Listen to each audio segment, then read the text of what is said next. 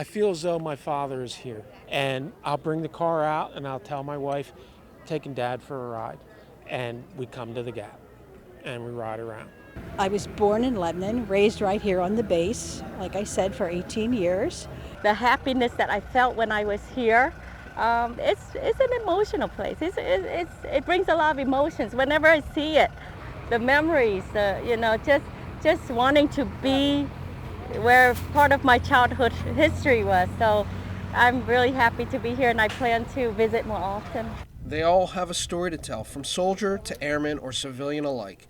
Each have some kind of memory or connection to share as they walked along the displays of military might here at Fort Indiantown Gap and celebrated the value of the National Guard with an open house. I encourage you all to engage the troops that you see behind us. Take a look at the equipment that lines this roadway, the historic equipment that dates from World War II along Fisher Avenue, and the helicopters as well. Talk to the subject matter experts that are in every piece of equipment. They'll be glad to show you their equipment, glad to tell you their story, and they all have a tremendous story to tell. Told a couple of people about Hurricane Katrina and Lee and some of the stuff we've done down there, helping them haul equipment down. Talked to them about some of the rescue missions we've done here in Pennsylvania back in '96, some of the flooding here. We've done all kind of missions such as that. 9/11, I've talked to them about that a little bit. Some of the response and some of the missions we had at stateside when that happened.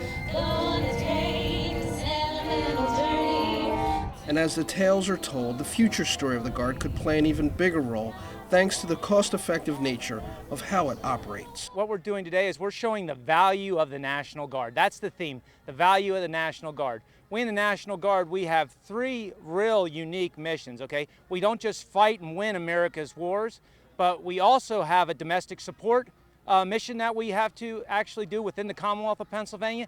And then we build partnerships with our SPP program in Lithuania. So we have kind of a global partnership that we're working on too. We're doers, we're chasers. Put it in front of us, we'll chase it down. And I think the one thing that we're all best at is remaining flexible, remaining an ever-evolving solution to a variety of problems. And orchestrating and mitigating chaos. Well, at first glance, it may seem chaotic. From climbing tanks and strikers, getting in and out of helicopters, or even just cooling down with a little squirt from a fire hose, each person grew a little more understanding of why and what the National Guard does here. It's nice seeing all this stuff and all the different branches and different stuff that you guys do, learning about it. Reporting from Fort Indiantown Gap, Pennsylvania, Master Sergeant George Roach.